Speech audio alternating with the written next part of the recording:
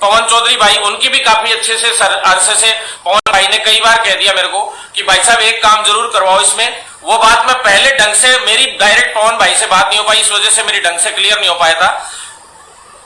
आप लोग चिंता मत करो, इसमें सिर्फ एक चीज जरूरी है, एक एक बंदे की परसेंटेज आना चाहिए। मैं एक चीज चाहता हूं इस भर्ती में, सीएचओ में, कि एक एक बंदे की तो परसेंटेज होनी चाहिए।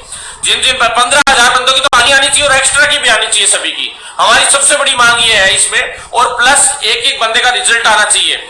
इस चक्कर में मैंने स्पेशली इनको कहा था कि आप स्पेशली एक चीज का स्पेशल ध्यान रखेंगे कि इसमें स्पेशली हर एक बंदे की परसेंटेज और कट ऑफ पूरी एक एक क्लियर कट तरीके से आएगी।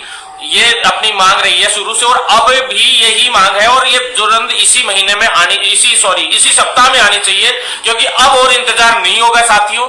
बहुत हो लिया इंतजार, इतने दिन से विभाग हो चाहे सरकार हो, सब कोर्ट की वजह से अब इसको गोली भी नहीं कह सकते, कोर्टों में अटके हुए थे। लेकिन 9 तारीख के बाद अब काफी टाइम मिल गया, शायद वर्किंग डे, शायद 8-10 दिन वर्किंग डे नहीं रहा, इस वजह से प्लस ऊपर से कोविड का दबाव आ गया, और सबसे बड़ी बात एमडी चेंज हो गया। नरेश ठकराल जी की जगह पे सुधीर कुमार शर्मा जी एमडी आ गए।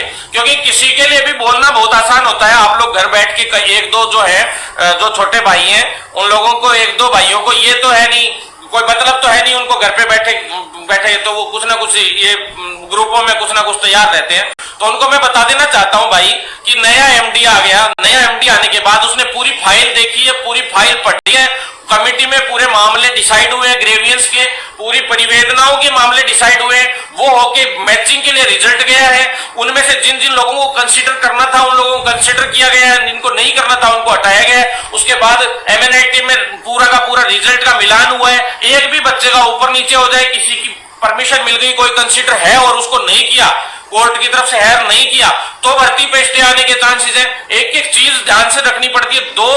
मतलब जो पूरा कोविड में ड्यूटी लगी हुई है पूरे एनएचएम विभाग में, जितना स्टाफ है उसकी, वैसे तो कर्मचारी 28-30 काम कर रहे हैं इसमें, लेकिन वैसे देखा जाए तो शायद 6 या 7 ही फिलहाल बचे हुए थे, लेकिन लगभग काम कंप्लीट हो ही चुका था। परिवेदनाओं के लिए अब स्पेशल 10-12 लोगों की ड्यूटी लगा के इन्होंने पूरा काम, 15 लोगों की ड्यूटी लगा के और एमएनआईटी के पास इन्होंने भेज दिया पूरा तैयार करके, यहाँ से एमडी साहब को दिखवा के पूरा, और वो हो गया।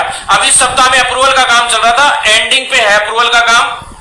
कई लोग यूं सोच रहे हैं कि भी डेट थी वो थी, डेट वेट का कोई असर नहीं है। डेट वेट तो इसलिए भी ये कोशिश कर रहे हैं कि इधर से नहीं तो डीपी की तरफ से भी अपन चलो कल को जो कोर्ट वाले हैं उनको कंसीडर किसी को नहीं करना है, और उसको वो जबरदस्ती कंसीडर होने की कोशिश हो रहा हो, कुछ और हो, कोई और कोर्ट केस आ जाए, इस डर से ये लोग डीबी में जाकर वो रिजल्ट निकलवाना चाह रहे थे।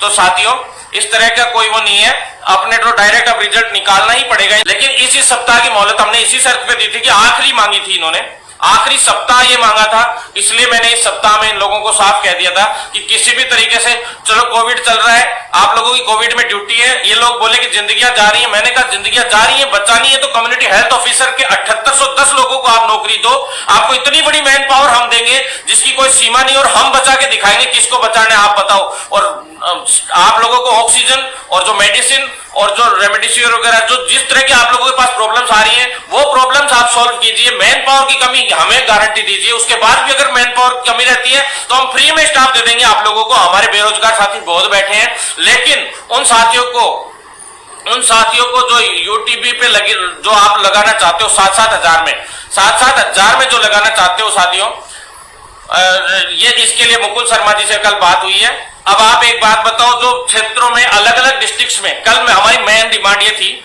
कि भाई यूटीबी के लिए भी जो भर्तियां निकाली गई हैं, मैंने कहा कि ये तो यूटीबी वाला तो साहब मुकुल जी सर खेल चल रहा है, ये खेल इस तरह से चल रहा है, आप खुद सोचिए कि भाई जो आप लोग पैरामेडिकल वाले और सीएचओ को लेना नहीं चाह रहे हो, इसीलिए तो अंदर ही अंदर ये यूटीबी में भर्तियां निकाल रहे हो। तो वो यूं बोले कि भाई एनएचएम का और यूटीबी का कोई लेना देना नहीं है, इसलिए आप ये मत सोचो कि भाई आप लोग नर्सिंग के जो साथी हैं उनके लिए भाई दिक्कत आएगी इसमें। तो साथियों मैंने ये कह दिया कि भाई आप तो मेडिकल कॉलेजेस में ही तो ड्यूटियां करेंगे, अभी जो ट्रेनिंग करेंगे सीएचओ तो वो सारे के सारे मेडिकल कॉलेजेस में ही करेंगे, और सारे बेरोजगार पास आउट है, रजिस्टर्ड है, उनको आप दे दीजिए थोड़ा टाइम। इतने टाइम अब ये कोरोना देखो कल 2 दिन से इसका कम होता जा रहा है ग्राफ धीरे धीरे, और शायद मेरे हिसाब से जहां तक ये है ये ज्यादा लंबा नहीं चलेगा, ये लास्ट मेरे हिसाब से 20-25 दिन या 1 महीना लास्ट चलेगा, लेकिन 20-25 दिन में ये जबरदस्त चलेगा। ये स्पेशली आप लोगों को ध्यान रखना है, घर से नहीं निकलना है बिना उसके, और सैनिटाइजर और मास्क वगैरह सभी चीजों का ध्यान रखना है स्पेशली। और जो फिजिकल डिस्टेंसिंग रखनी है, फिजिकल डिस्टेंसिंग का क्या है, सोशल डिस्टेंसिंग बता दिया। सोशल डिस्टेंसिंग दुनिया ने नाम दे रखा है, लेकिन मैं फिजिकल डिस्टेंसिंग बोल रहा हूं साथियों।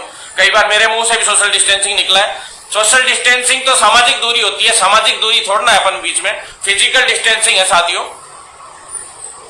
तो मैं आप लोगों से इतना कहना चाहता हूं कि 1300 लोग जुड़े हो, ज्यादा से ज्यादा शेयर करना।